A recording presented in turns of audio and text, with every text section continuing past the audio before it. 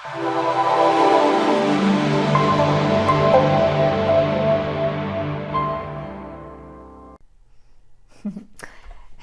everyone, it's Toccara with FB Ad Strategist, simplifying Facebook ads one question at a time. And today I want to share 7 tips that are going to help bring your ad costs down. So these are tips that you should be following all the time with your Facebook ads. If you're not doing this already, I can guarantee that you're probably getting really frustrated with your ads, you're not getting results, your ad costs are high, and you're probably throwing your hands up in the air and saying, I'm done, I quit, Facebook ads don't work for me. But the truth is they work really well for a lot of people because they follow these critical steps. And there's going to be 7 tips today in this about 5-minute live video, but really it boils down to just 2 things, and I'll tell you those 2 things at the very end. So your first tip of 7 to bring your ad costs down is to check out your relevancy score. So relevancy score is on the ad level in the ads manager, and it's going to tell you how relevant your ad is according to Facebook to the audience you're putting it in front of. So if you have lots of engagement on that ad, if you have people clicking through, if you have purchases happening, then you're going to have a high relevancy score. That's usually between 7 and 10. If it's under 7, if it's 6 and below, that tells you there's something up with this ad, something's not working. The only time that it may be below 6 and be okay is usually when it's like an e-com retargeting ad, and maybe it's a coupon code and no one really has much of a reason to interact with it. Then I've seen low relevancy scores that can still work on those types of ads, but really you should be seeing what your relevancy score is. Facebook will penalize you if it's not really 7 and above, and that means you're going to be paying higher costs to get your ad in front of people.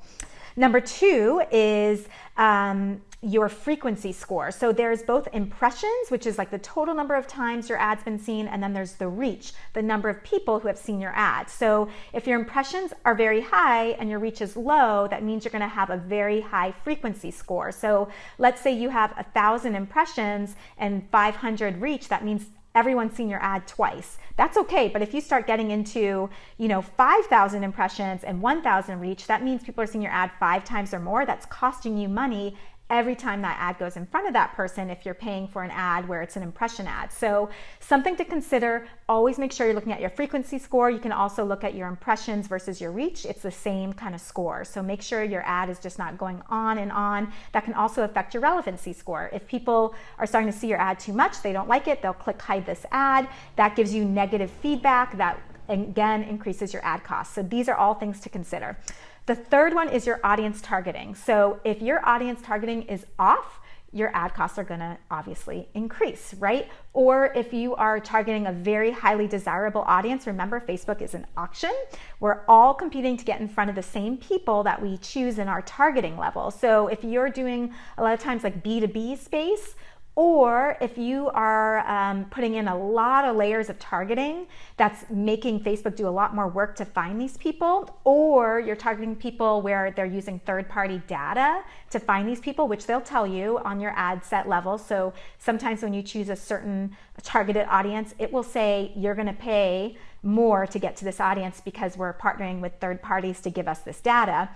Those all affect your ad costs. So if you see your CPM going way up, that means that, again, maybe you want to restructure your targeting and see if something else will work, or try different targeted audiences. There's lookalike audiences, there's custom audiences, which go on and on: video engagement, page engagement, website traffic, purchase audience, email list, like the list is endless, right? And then lookalike audiences, and then your cold saved audiences that you're going to pick from your audience insights research. So just look at the audiences that you are advertising to, split them up in different ad sets, and then you can see which one's going to be profitable and which one's costing you more money.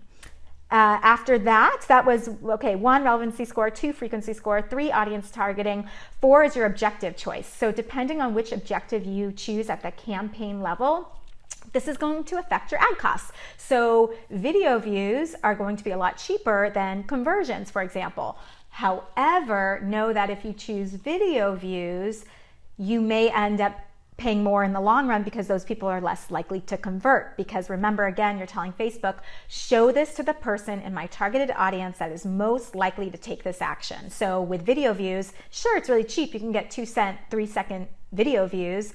However, that's not maybe necessarily the same person that's likely to convert for you. So just choose your objectives wisely and think about what your end goal is and test. Just test, test, test. Number 5 is image and copy testing. So this always comes down to, again, split testing everything. You may think your ad is a total failure, but the reason why you may think that is because you haven't tested a bunch of different images, a bunch of different copy, headline, description. So Facebook had this new thing come out. It's called dynamic creative, and that's where you can combine different variables in a ad. It is so cool. It just started that, towards the end of 2017. In fact, it just rolled out in my Power Editor recently. The first time I saw it was in the last week or two, so that I was able to use it. I'm so excited to use this feature. What it's going to let me do is test different images, videos, descriptions, text, headlines all together. And because Facebook's much smarter than we are, and the algorithm really is doing well at its job, it's going to find the most profitable variations for you without you having to do all of that work in split testing. So I will report back eventually. I'm going to try this with a client's account and tell you how it goes. I suspect that our ad costs will come down using this new feature. I'm really excited about it. And then number 6 is data tracking. So to bring your ad costs down, you always have to be tracking your data. So you have to see if you made a certain change, or if you're targeting a certain audience in one ad set, what's the data look like? Because if you're not tracking that and interpreting it, then of course your ad costs are going to go up. So read your data, know what it means, understand what your normal cost per click should be, your ideal click-through rate should be, your CPMs, your frequency, your relevancy scores. All these things are super uber important to making sure your ads are profitable. So we'll do, maybe I'll do another live video in the future of how to read your data. If you're in FB Ad School, you will get that tutorial. So I promise it is coming up in FB Ad School. And then the last tip out of all the 7 tips to bring your ad costs down is building out a funnel before you just go right for the sale. Now, this is not necessarily important in e-com. So e-com is a whole nother beast. But if you are offering some type of service or a product that's not like a really quick sell, so higher priced products that don't necessarily like really fit an extreme pain point, products that aren't necessarily very novel, then you're probably going to have to build out a funnel. Or if you're offering a service, meaning that you don't want to go directly for the sale right away. What you're going to have to do is build up your warm audience. You're going to have to invest time and money in the beginning, because in the end, it will end up paying off and giving you lower ad costs and a lower conversion cost. So my best advice is to look at your funnel, be very strategic, start with a lot of value before you end up going to a sale. And those are your 7 tips to bring your ad costs down. But I want to say one last thing, which is this all boils down to 2 big concepts. And these are probably the most important in Facebook, which is knowing your numbers and your data and testing. There is no right or wrong answer here. It's about reading your data because you tested many different variations and then doing what the numbers are telling you to do. So I hope this was helpful for everyone. For my FB Ad School students, I'm going to see you very soon inside FB Ad School. We have a live tutorial today about the golden triangle of Facebook advertising. That's custom conversions, custom audiences, and the pixel. For everyone else who's not in FB Ad School, check it out. It's at fbadstrategist.com/groups. You get 30 days free in there, so you can give it kind of like this test run and see if it's for you or not. All right, everyone, you have a wonderful Wednesday, and I will look forward to connecting again soon. Bye.